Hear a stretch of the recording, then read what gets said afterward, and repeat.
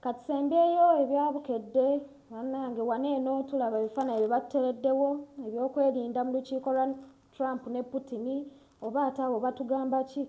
Ndaba akamyufu ku NRM ku magombololo akabaleezi. Ndaba wano omukazi ali ku poliisi n'abasajja be babiri oba batutte kukolayo ki mukama bannange yamanyi.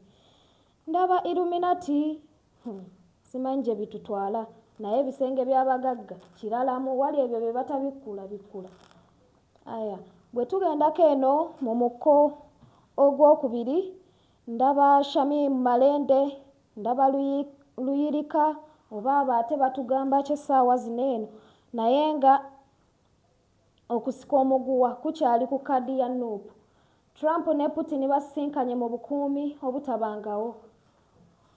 Ebyo byonna mubisange mu lupapula lw'amawulire olwabukedde. Bino biri ku muko ogwokusatu.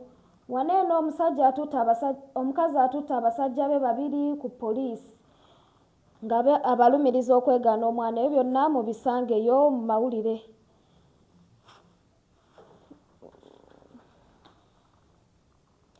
Emivuyo gize mu kulonda kwa NRM. Ndaba wano eno gwe bakubye okumuwuliza obubi era yeetaagira ddala obujjanjabi. Ebyo byonna mubisangeyo mu lupapula lwaffe luno olw'amawulire. Emyaka 5 egya Frigo. Ndabira ddala wano abayimbi ba Frigo ab'enjawulo abaagala ajja basangayo mu lupapula lwaffe luno. Ku mukko gwaffe ogw'omunaana ndabe Abafrigo babaweeredde ddala nno emikka egy'enjawulo mingiko era we muba mubeetaaga mujja bafuna mu bujjuvu. Roda Kalema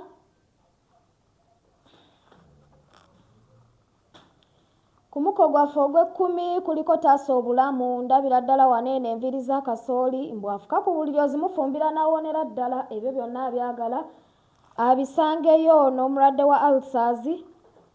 Eddagala mweriri muno era ulcers eziba zikutawaanya. Gula olupapula luno olwabukedde osobole okuba ng'otuuka ku mukko ogw'ekkumi ojja ssangayo eddagala obeere ng'owonyezebwa bulungi nnyo bulungi ddala.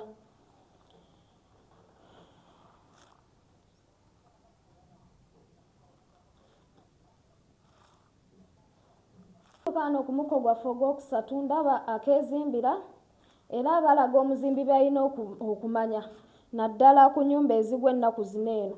Byonna weebiri ekifaananyi bakituteereddewo.